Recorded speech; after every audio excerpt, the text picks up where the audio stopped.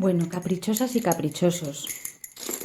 Este vídeo que ha empezado en silencio era simplemente para enseñaros el sonido que tienen estos bolillos.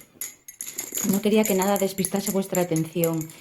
Son unos bolillos de madera de palo violeta que me trajeron los Reyes Magos el año pasado y tienen un sonido, ¡buah!, es que es una maravilla.